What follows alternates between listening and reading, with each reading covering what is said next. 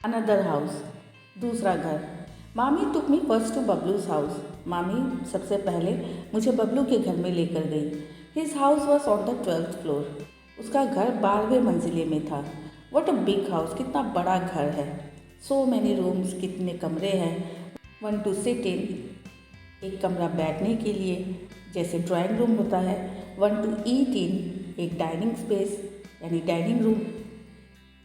1 to sleep in, bedroom. 1 to cook in, kitchen.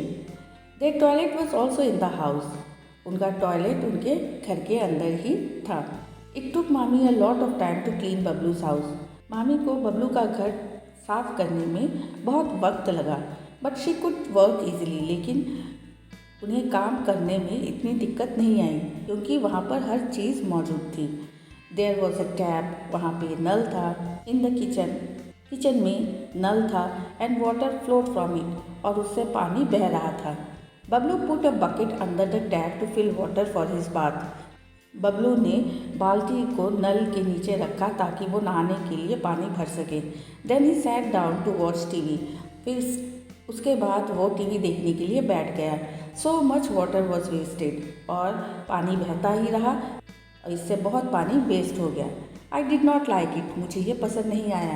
I went and close the tap, मैं गई और मैंने tap को, नल को बंद कर दिया। Bablu's house had big glass Windows.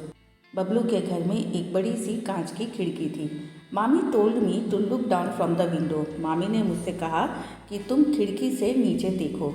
I could see mama street and the houses. मैं मामा जिस गली में रहते हैं वहाँ की गली को देख सकती थी, वहाँ के घरों को देख सकती थी। But I could not make out which was his house. लेकिन मैं ये समझ नहीं पा रही थी कि मामा का घर कौन सा है। फ्रॉम अप देयर, इतनी ऊंचाई से, everything below looked like small toys. इतनी ऊंचाई से हर चीज़ बहुत छोटी छोटी खिलौने जैसी दिख रही थी। I was quite afraid to look down from such a height. इतनी ऊंचाई से देखने पर मुझे डर भी लग रहा था।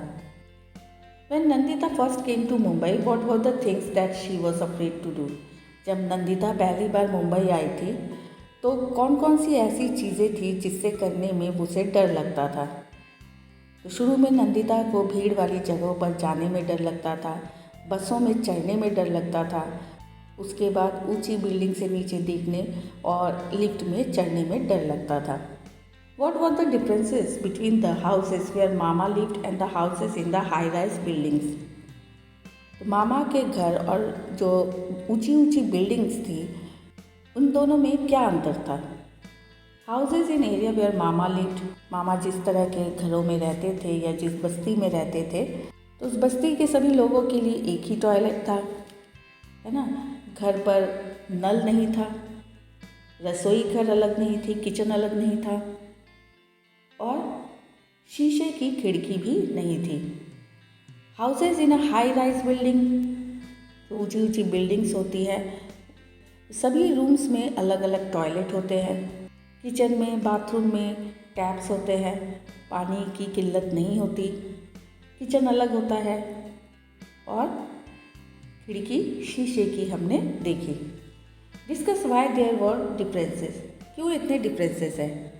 क्योंकि मामा जिस तरह के घरों में रहते हैं वहाँ पे रहने वाले लोग इतने अमीर नहीं थे, इतने पैसे वाले नहीं थे, जबकि जो ऊंची ऊंची बिल्डिंग्स में रहते हैं वो लोग बहुत पैसे वाले होते हैं, है ना। इसलिए ये डिफरेंसेस होते हैं। अ न्यू वरी, एक नई चिंता।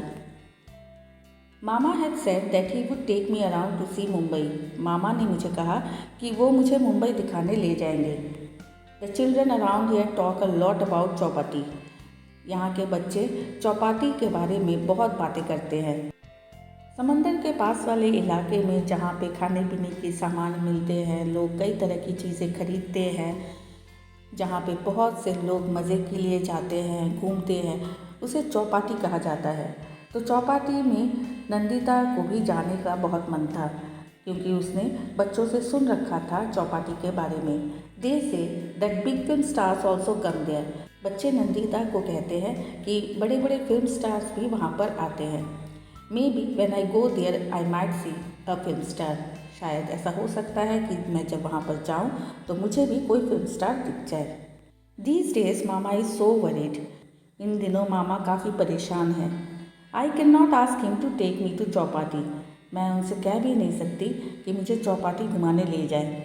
Last week some people had come with the notice that everyone should move out of this place. पिछले हफ्ते कुछ लोग नोटिस लेकर आए थे जिसमें कहा गया था कि हर एक को इस जगह को छोड़कर जाना पड़ेगा। तो मामा जिस जगह पे रहते हैं वहाँ रहने वाले हर एक लोगों को उस जगह को छोड़कर जाना पड़ेगा। They say a big hotel will be built there.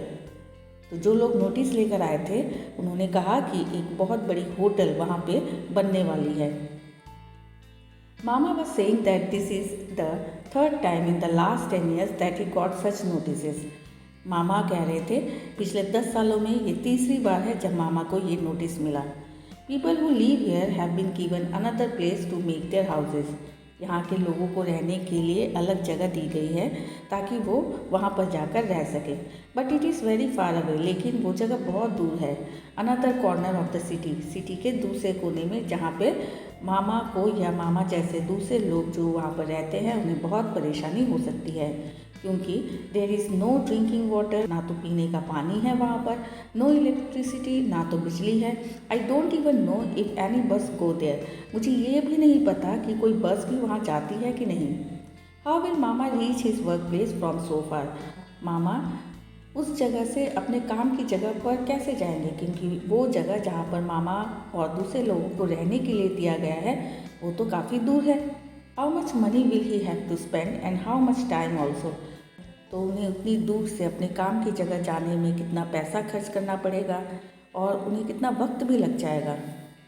And मामी will she get some other work there. और मामी जो यहाँ पर इतने सारे घरों में काम करती है वहाँ पर जाने के बाद उन्हें और कोई काम मिलेगा। इफ़ मामा moves to a new place, अगर मामा नई जगह पर जाते हैं, how will I be able to visit my mother. तो मैं भी अपनी मदर के पास कैसे जा पाऊँगी। Mother is not even completely well as yet. Mother अभी भी पूरी तरह से ठीक नहीं हो पाई है। Why does Mama have to change his house. मामा को अपना घर क्यों बदलना पड़ रहा है। मामा को अपना घर इसलिए बदलना पड़ रहा है क्योंकि उन्हें बस्ती खाली करने का नोटिस दिया गया है और बस्ती वाली जो जगह है उस पर होटल बनाया जाएगा। Have you ever moved from your house. क्या आपने भी कभी अपना घर बदला है। If yes, why did you have to move. अगर बदला है तो किन कारणों से आपको अपना घर बदलना पड़ा है। तो कई लोगों को अपना घर छोड़कर दूसरी जगह जाना पड़ता है, जैसे अगर फादर का प्रमोशन हो जाए, अगर किसी दूसरे अच्छे स्कूल में जाना पड़े, अगर कभी किसी की नौकरी दूसरे शहर में हो जाए, तो इन जैसे कुछ कारणों से हमें अपना घर बदलना पड़ता है। Do people in your family have to go far for their work. क्या आपके परिवार के लोगों को काम के लिए दूर जाना पड़ता है।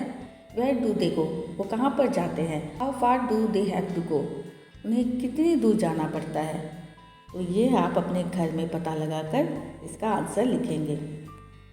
Discuss, is it right that मामा and others have to move because a hotel is going to be built there. क्या ये सही बात है कि मामा को और दूसरे लोगों को वहाँ से हटाया जा रहा है क्योंकि एक होटल बनाया जाएगा। अगर मामा या दूसरे लोग उस ज़मीन के अगर मालिक होते तो ये सही बात नहीं है, क्योंकि वो उस जगह के उस ज़मीन के मालिक नहीं हैं, तो उन्हें कभी भी हटाया जा सकता है। इसके लिए उन्हें भी तैयार रहना पड़ेगा। जब उन्हें हटाया जाता है तो गवर्नमेंट की तरफ से उन्हें कुछ पैसे या कुछ ज़मीन दी जाती है, इससे कि वो अपना अलग घर बना सके। Who will benefit from this. इससे किसको लाभ मिलेगा, किसको फ़ायदा होगा। ज़मीन और होटल के मालिक को ही इससे फ़ायदा होगा, है ना। Who will face difficulties. और किसको परेशानी होगी। जो बस्ती के लोग हैं, जो गरीब लोग हैं, उन्हें ही परेशानी होगी, क्योंकि उन्हें हर चीज़ दोबारा से शुरू करनी पड़ेगी। Do you know of any people who have face problem similar to Nandita's Mama. क्या आप ऐसे किसी परिवार को जानते हो जिन्हें नंदिता के मामा के परिवार की तरह ही परेशानियों का सामना करना पड़ा हो। तो इसके बारे में आप अपने क्लास में बताएंगे। Draw a picture of house of your choice and colour it. तो आप अपने चॉइस के मुताबिक एक हाउस बनाएंगे और उसको कलर करेंगे। एक मंजिला मकान होता है, 2 मंजिले मकान होते हैं, अपार्टमेंट्स होते हैं, टॉल बिल्डिंग्स भी होते हैं। तो इस तरह से जो भी आपका चॉइस हो उस हाउस को आप बनाएंगे और उसको कलर करेंगे। तो उम्मीद है ये चैप्टर आपने बहुत अच्छे से समझ लिया होगा। अगर ये वीडियो आपको पसंद आया है तो please like share and subscribe ज़रूर कीजिए। मिलते हैं एक नए चैप्टर के साथ। Bye students.